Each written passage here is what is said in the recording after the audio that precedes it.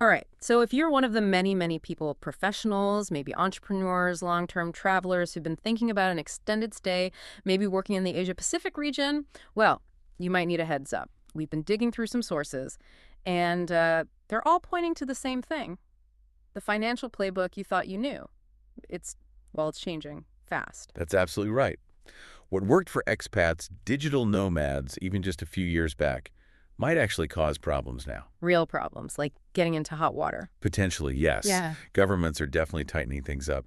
Our sources show this huge reevaluation going on. It's partly this global push for, fiscal transparency, harder to keep assets hidden. Okay. And partly it's specific countries using tax policy almost like a lever, trying to attract certain workers while making sure others are contributing fairly. So for anyone planning their next move in Asia, The focus really has to shift. It's all about compliance now and really smart financial planning. You can't just wing it.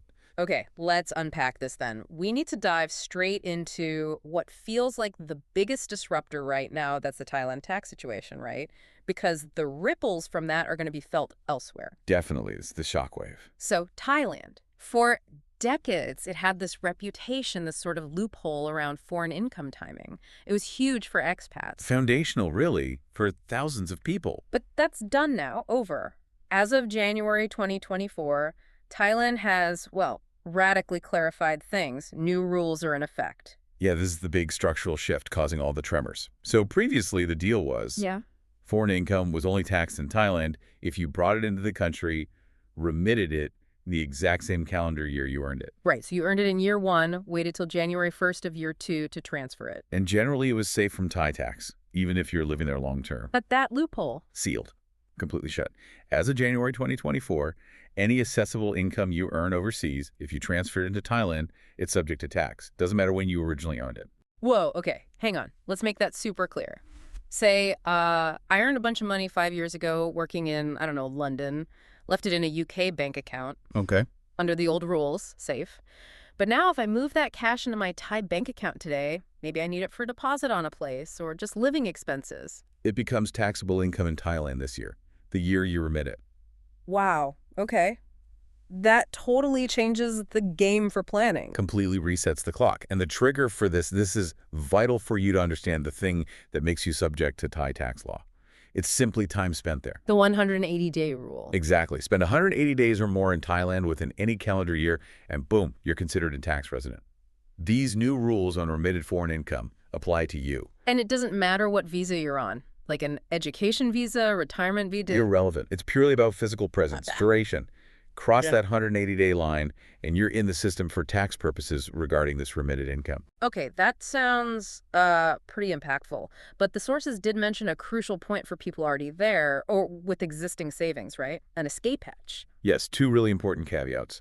First, any savings, any funds you'd already accumulated in your foreign accounts before December 31st, 2023, that money is safe, it remains exempt from this new remittance rule. That's huge. Protects existing wealth. It is. Significant grandfather clause. And second, this isn't new. It's standard tax practice, any income you earn inside Thailand. Right. From a local job, renting out a local property. That's always taxable there, always has been. Doesn't matter if you hit 180 days or not. Got it. So the change specifically targets that foreign earned money being brought in. Exactly. Yeah. Foreign sourced income remitted after Jan 1, 2024 by someone who qualifies as a tax resident. So Thailand's tightening the screws on one side, redefining what it means to be a long-term financial resident. But what's really interesting is the flip side. They're doing something completely opposite at the same time. Rolling out the red carpet, basically, with huge incentives to lure skilled Thai talent back home. It's a fascinating dual strategy. Very deliberate economic and demographic engineering, you could say.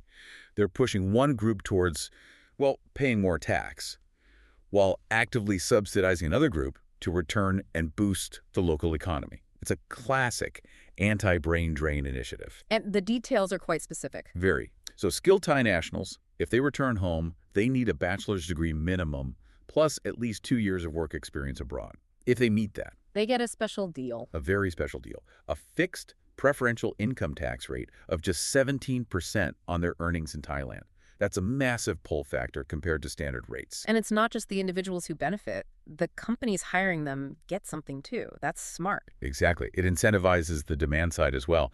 Companies in certain targeted sectors, tech, R&D, high-value industries, they get a 50% tax exemption on the salary costs for these returning Thais. Wow, 50%. Yeah, and this isn't some short-term gimmick either. The sources confirm this program, this beneficial tax setup, is locked in until December 31st, 2029. So a long-term commitment.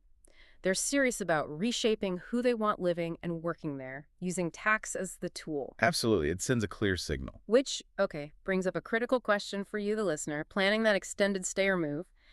If Thailand, a major hub, is making such big changes, what are the alternative? Connecting this Thai move to the wider region, it makes understanding the other options even more vital. Right, because Asia offers quite a spectrum. And generally, there are two main types of tax systems you'll encounter that are very different from, say, the US or most of Europe. You need to weigh these against what we just discussed for Thailand. Okay, first up, the absolute zero tax zones. Yeah, the places that simply don't levy personal income tax. Yeah. On wages, on passive income, nothing. They usually fund themselves differently, often through oil and gas or other natural resources. And the main players there. The big ones are the United Arab Emirates, the UAE, and Brunei. They offer very business-friendly setups, generally high standards of living. Though you have to factor in cost of living, local culture, visa rules, obviously. Of course, always do your homework. But purely from a personal income tax perspective, they are zero. Okay. Then the second major model, this one's more common in key Southeast Asian hubs. That's the territorial tax system. Yeah. And the basic idea is simple.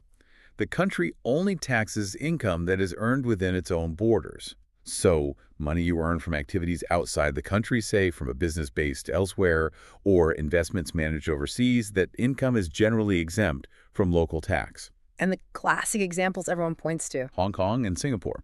For a long time, they've been magnets precisely for this reason. If you earned money from a client in Europe or dividends from U.S. stocks, that income was typically safe from Hong Kong or Singapore tax authorities, as long as you could clearly show the source was external.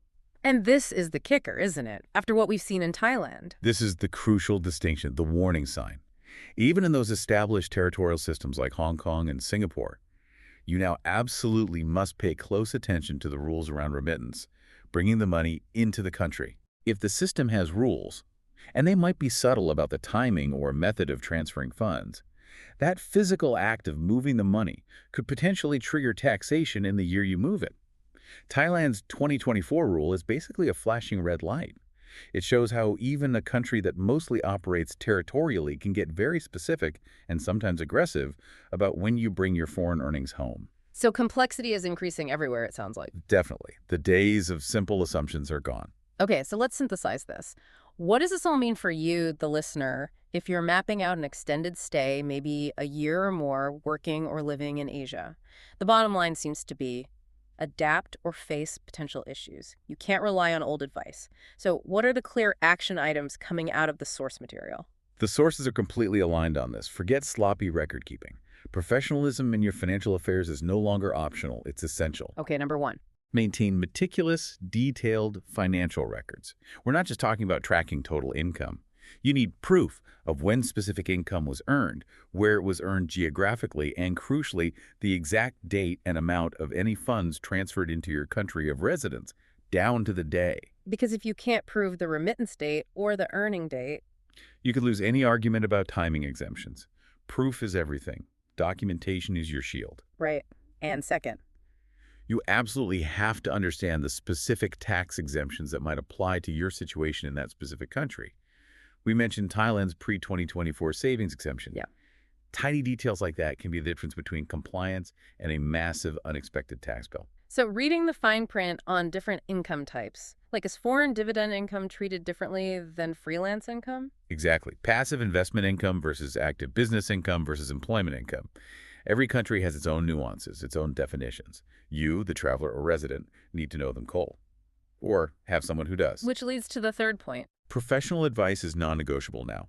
Seriously, you need tax accountants or lawyers who aren't just generalists. They need deep, specific knowledge of the tax laws in the Asian country where you plan to spend significant time. The era of just figuring it out is over. Because the scrutiny is increasing globally? It is. It's a clear global trend. Increased fiscal scrutiny on expats, on anyone living internationally. It demands a proactive, informed approach to deciding where you live, where you work, and critically, where you move your money. Okay, let's do a quick recap then. Key takeaways. Thailand's big change from January 2024 remitted foreign income is taxable now, regardless of when earned, if you're a resident. And residency is triggered by that 180-day physical presence rule. Then, looking regionally, you've got the zero tax options like the UAE and Brunei versus the territorial systems like Hong Kong and Singapore. But even in territorial systems, you absolutely have to watch those remittance rules. When and how you bring money in is the new potential trigger point. Right. Planning is essential. Which brings us to our final thought, something for you to really mull over. This shift we're seeing, particularly highlighted by Thailand, but reflecting a broader trend, moving from primarily taxing income based on where it was earned, towards taxing it based on where you physically spend your time and where you move your money. It changes the definition of home in a financial sense. Completely. It forces a total recalculation. So if you're planning those longer-term stays, the question isn't just where do I want to live aesthetically or culturally? It's becoming where can my finances live comfortably and compliantly under this new global microscope? How might these evolving tax policies reshape the popular routes for expats and digital nomads over the next, say, 5 to 10 years? Exactly. That's the question to ponder. Where will the corridors of long-term travel and work lead in this new era of financial scrutiny? Something to think about.